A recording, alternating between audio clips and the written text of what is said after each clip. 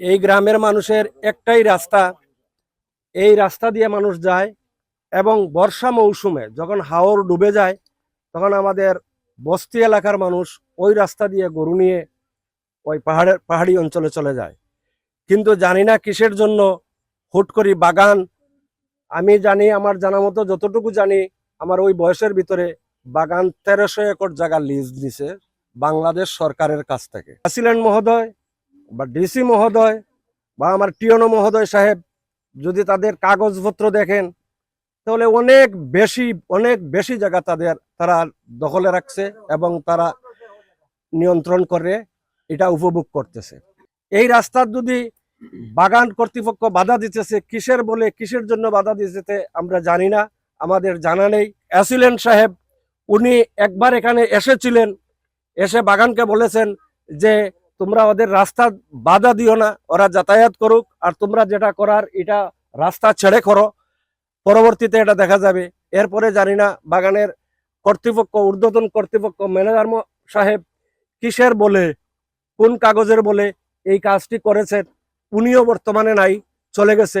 কিন্তু একটা জঞ্জট এখানে তৈরি করে উনি বদলি হয়ে চলে গেছে ওই লংলারের দিকে কোন বাগানে। আমরা সবার কাছে একটা দাবি যে এই রাস্তাঘাটে আমরা সবসময় চলাফেরা করছি, আর এই রাস্তার বলতে সবসময় আমরা জন্মর ফরতে আমার বাপ দাদার জন্ম এখানে, জন্মর ফরতে ওই রাস্তা দিয়ে চলাফেরা করছি আমরা। ওখানে আমরা স্যার মহোদয়ের কাছে গেছি, আমরা এসিলেন স্যার মহোদয়ের কাছে গেছি, যাওয়ার আমরা দরখাস্ত দেওয়ার পরে স্যার নিজে সরজমিন এখানে আইসলা, আয়া দেখুন সরজমিন দিকে আমরা অভিভোগ করে বাগান এবং আমরা একান্ন করা হয়েছে। করার বাদে স্যারে হইয়া গেছেন যে এইভাবে যে আমরা এটা দেখবো, যেভাবে আছে এইভাবে থাকুক, যেভাবে আসা যাওয়া করে এইভাবে চলক, আমরা পরবর্তী দেখবো। হঠাৎ করে বাগান কর্তৃপক্ষ জোর পাবক আই দখল করে এই রাস্তাটা বন্ধ করেছে। এখন আমাদের আবদার যে প্রশাসন মহোদয় বা ডিসি স্যার মহোদয়দের দেখা এই জিনিসটা আকুল আবেদন জরুরিভাবে দেখার জন্য। বাগানি এইদিকে আমরা রাস্তা বন্ধ করছি, এখন আমরা দেখা যায় এমন অবস্থা হয়েছি আমরা চলার মতো কোনো আমরা পথ নাই। আজ থেকে 6 মাস আগে বাগানি হামলা করছেন, করার পরে আমরা পঞ্চায়েতের জানাইলাম, আমরা চেয়ারম্যান মেম্বার, আমরা বিট অফিসার, আমরা সবাই জানাইলাম।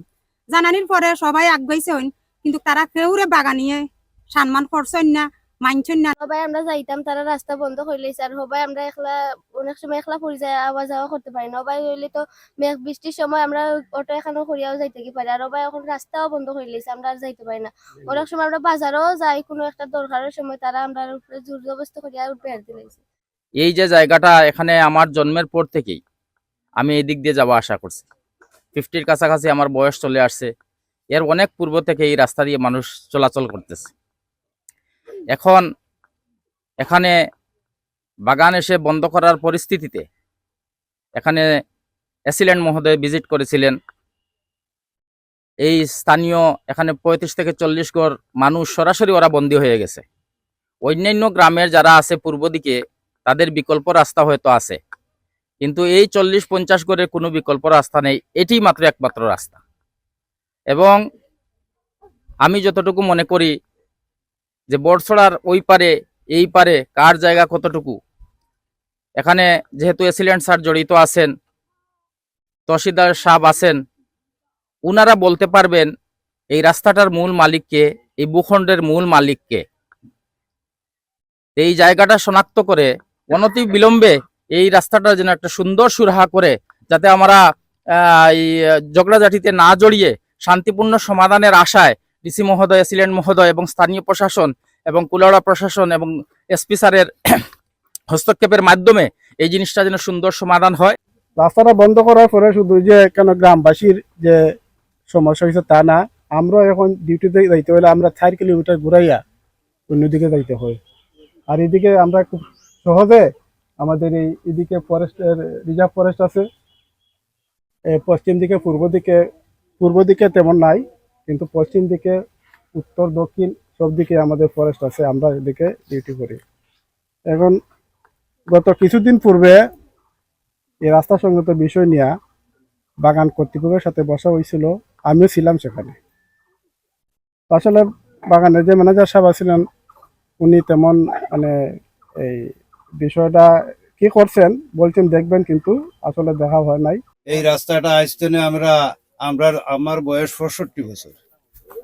65 বছর তো আমরা এইদিকে এই রাস্তার চলাফেরা করি আর। এই যে 40, 45, 50টা পরিবার আছে তারাও এই সাথে এই রাস্তা লোকে বাগানের লোকে রাস্তা লোকে যোগাযোগ। এই যে ছেলে সন্তান যারা স্কুলের ছাত্রছাত্রী এরার যে একটা অসুবিধা এই যে হঠাৎ করে এই রাস্তাটা বন্ধ করার কারণে এই মানুষ এমন বিপদে পড়ছে যে হঠাৎ করে যদি আজকে একটা রুগী লিয়ে তারা বাড়িয়ে যাইতে চায় এই রাস্তা বিকল্প ছাড়া কোনো রাস্তা নেই। অ্যাসিল্যান্ড মহোদয়, ইয়নো মহোদয় এবং অনুলিপি ওসি স্যারের কাছেও আছে। ধারাবাহিকভাবে সবাইকে প্রশাসনকে আমরা একটা আবেদন দিয়েছিলাম। অ্যাসিল্যান্ড মহোদয় স্যার সশরীরে এই স্পটে এসেছিলেন, বাগানকেও ডেকেছিলেন, আমাদেরকেও ডেকেছেন, উভয় পক্ষকে। এখানে আমিও ছিলাম এবং বিভিন্ন রাজনীতি মহলের নেতৃবৃন্দ, উপস্থিত জনতা, এলাকাবাসী সবার সামনে স্পষ্টভাবে বলে গিয়েছেন যে যাতায়াতের ব্যবস্থা কখনো বন্ধ করা যাবে না, এটা চলক এবং আপনারা একজন সার্ভে রেডি করবেন।